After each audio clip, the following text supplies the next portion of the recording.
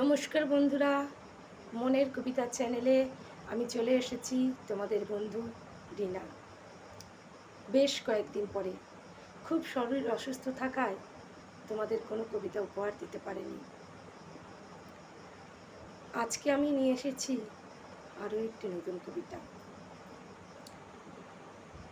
সাম্প্রদায়িকতা এমন একটি শব্দাস্ত্র যাকে হাতিয়ার করে আমাদের দেশের বেশ কিছু স্বার্থান্বেষী মানুষ পরাধীন ভারতবর্ষে তাদের স্বার্থ চরিতার্থ করার জন্য হিন্দু মুসলমানদের মধ্যে বিভেদ সৃষ্টি করে, তাদের মধ্যে দাঙ্গা লাগিয়ে দেয়, আর তাদের স্বার্থের পরিণাম আলাদা মুসলিম রাষ্ট্র জন্ম নেয় পাকিস্তানে।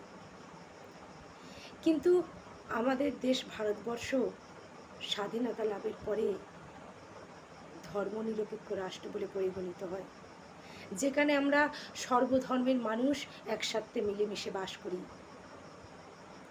তাই সেই দাঙ্গার আগের ও পরে হিন্দু ও মুসলিমদের কেমন অবস্থা ছিল সেই পরিপ্রেক্ষিতেই লেখা আজকের রঞ্জন প্রসাদ রায়ের রাখহরি ও আল্লাহ রাখার গল্প। তাহলে কবিতাটা শুরু করি। আমার ঘরের বাঁয়ে থাকেন রাখহরি, ডান দিকের পড়শি আমার আল্লাহ রাখা। কেউ বলতো একই বৃন্তে দুইটি কুসুম, কেউ বলতো একই গাছের দুটি শাখা। রাখহরি মজুর ছিল কারখানাতে, আল্লাহ রাখা খিদিরপুরে জাহাজ ঘাটে।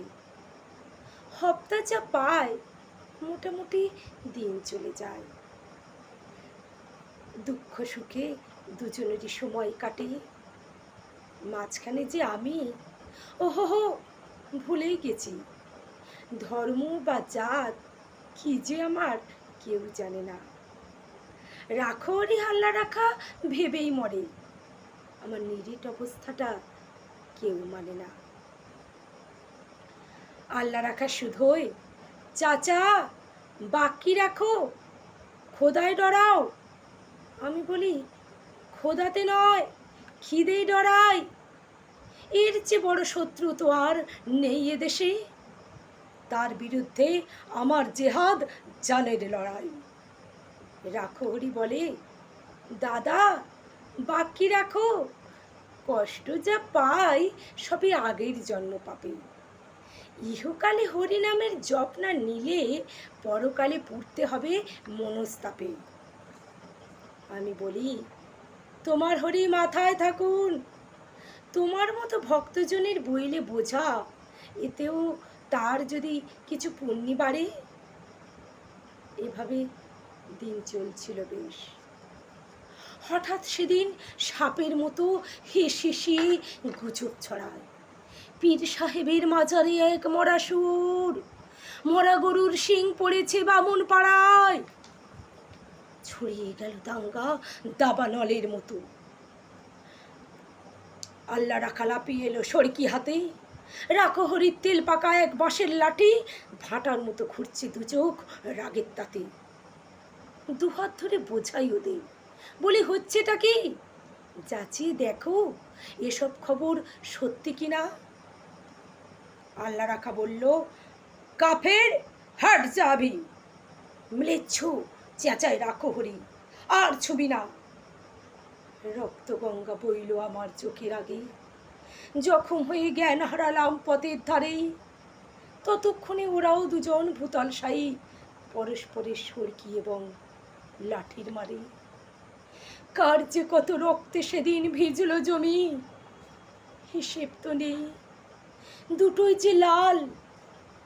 আর যা জানি রাখহরি কাতরে ছিল জলেরই তরে, আল্লাহ রাখা চাইছিল এক আঁচলা পানি। বহু বছর লাগলো আমার ঘা শুকোতে, দেহেরটা নয় মনের ঘাটায় আসল দাগা। ঘরে যে ফিরবো সেই ইচ্ছাটাও আর ছিল না। ফিরবো কোথা, ঘর যে আমার আগুন লাগা। তবু সেদিন চাইল কি মন গেলাম ফিরে। আকাশটা নীল, অলস দুপুর, ওই সে পাড়া, উড়ছে ফড়িং, কোথাও গ্লানির চিহ্ন তো নেই, ইতস্তত ভাঙা বাড়ির দেওয়াল ছাড়া। আমবাগানটা তেমনি আছে, শীতল ছায়া, গাছের নিচে কুড়িয়ে রাখা আমের ঝুড়ি, তালপুকুরের পাড় ডিঙিয়ে কাদের দুটো দস্যি ছেলে ওড়াই ঘুড়ি। হঠাৎ যেন বাজের মতো চমকে দিয়ে এক নিমেষে উধাও হলো মনের ধোকা। সুতো টানছে আল্লাহ রাখার ছেলে করিম, লাটাই গুটোই কানাই, রাখো হরির খোকা। ধন্যবাদ।